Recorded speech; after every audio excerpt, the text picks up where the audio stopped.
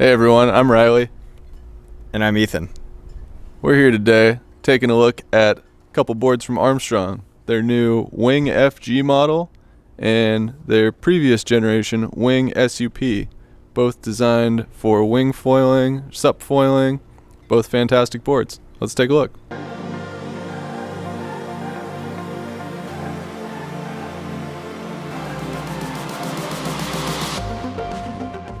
We go here. Okay. All right. You can really see that volume packed in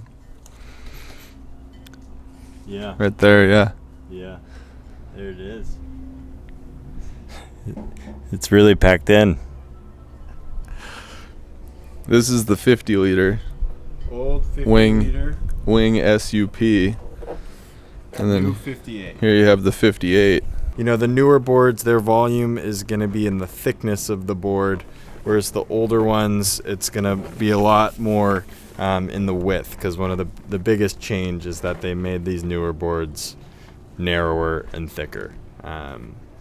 So what's that is going to impact the most between the two models is going to be stability, right? Like I think what we've found out is we were on the old 60 liter board, and that jump to the new 58, you have lost a lot of stability. There's a lot of benefits to it. That side to side and front to back, both?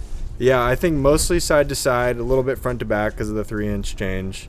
But yeah, definitely a loss of stability. I think if you're, riding a board that you're really comfortable with the volume and you don't really want anything smaller, I think it could make sense to even get a slightly larger volume new Wing FG board, because it might, with that thicker construction and thinner board design, it's going to be less stable but perform like a smaller board than it is.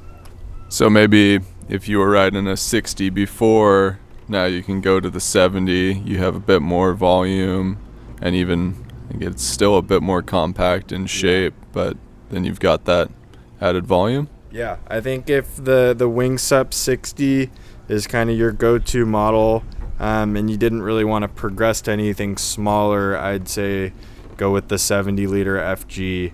I think it's going to perform really similar, but with that narrower outline, it's just going to build up planing speed a lot more efficiently, and that's going to be a major benefit you see is just releasing from the water.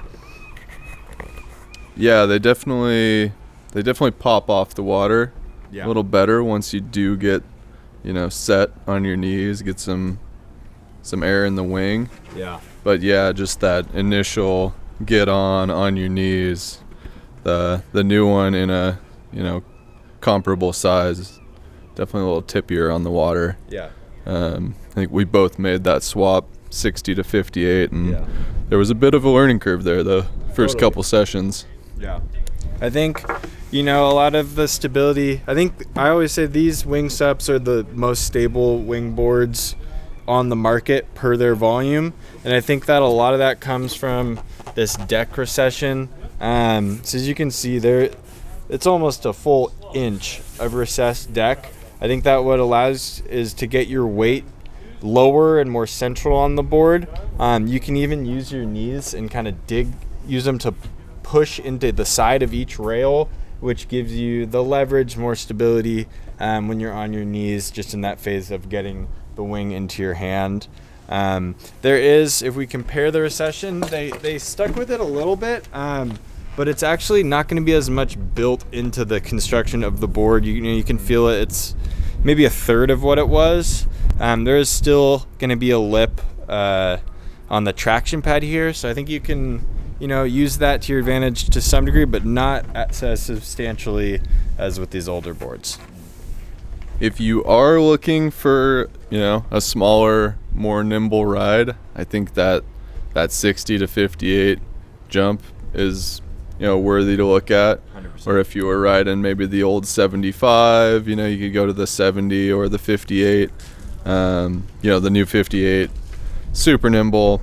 Almost feels like you're just riding on a skateboard. It's just, I think, how narrow it is. It just allows you to carve really tight without catching on the water.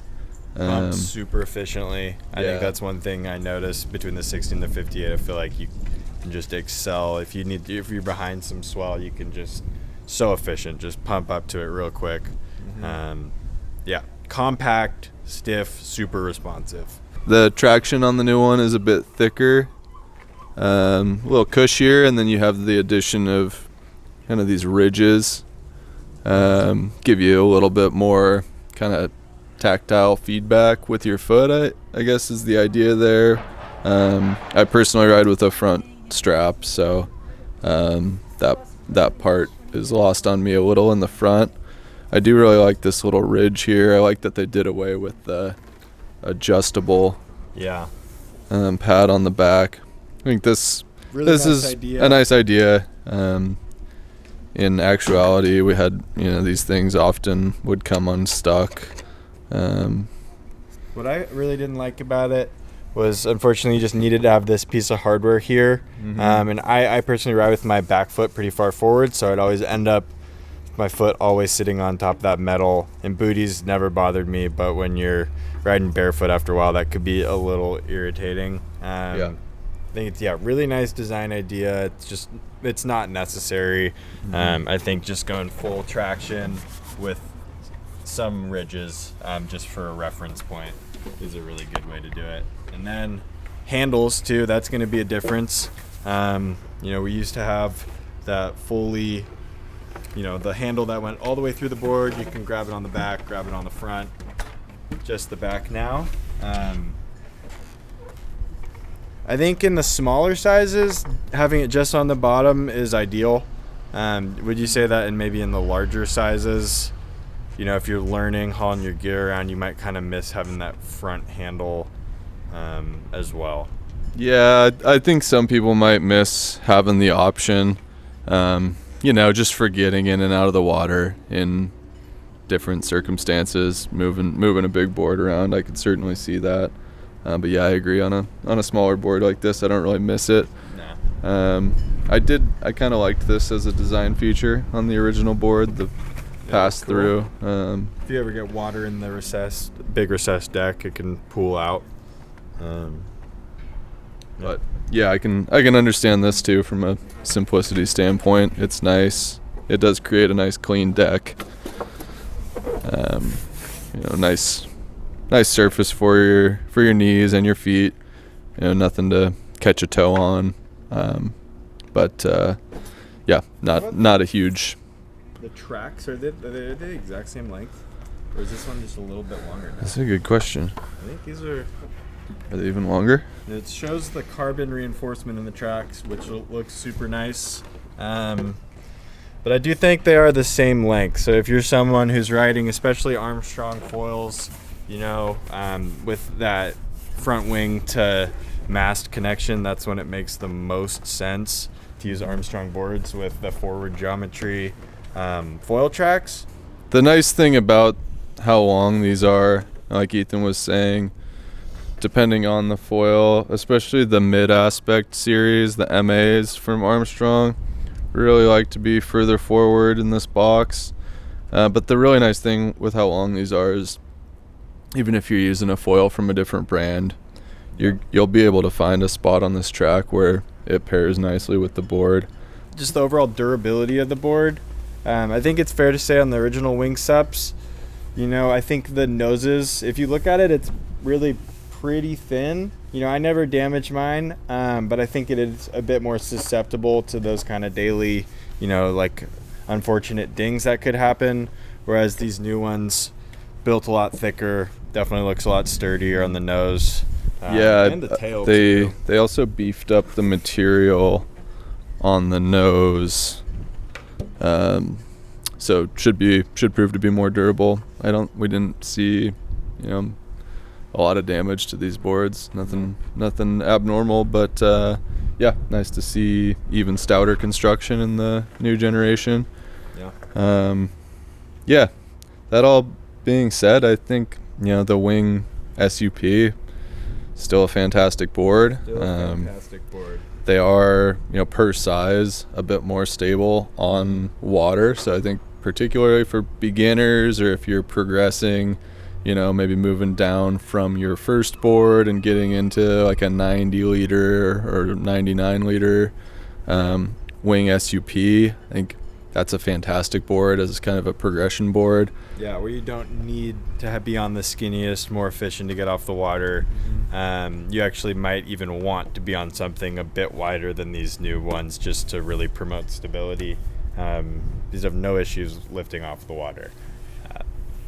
I'd almost even say, like, in that if you're beginner kind of itching toward the intermediate range, it could almost make more sense to stick with the Wing SUP. And then as you want something a little more, you're confident in your stability, something that's going to be a little more progression, performance oriented, maybe the new FGs would be the choice. Yeah, or riders in areas with lighter winds in particular, the more narrow design, kind of influenced by the downwind style boards. They are going to generate speed on water a bit better, resulting in quicker takeoff. So if you're kind of struggling with board speed on the water, let's say the Wing FG is fantastic for that. They really do just get up and go. So depending on your conditions, well worth a look. Yeah. But, every rider is different. If you need help, if you're thinking about getting an Armstrong board, whether it's the Wing SUP, the new FG board, you want to talk to someone, we can, relate to you with all of our experience. We've been riding Armstrong boards for years. It's different for everyone. If you have any questions, leave them down below. Give us a call at the shop. We'd be happy to chat. Answer any questions, help in any way we can. Yeah, thanks for watching. Yeah, like, comment, subscribe. Thanks.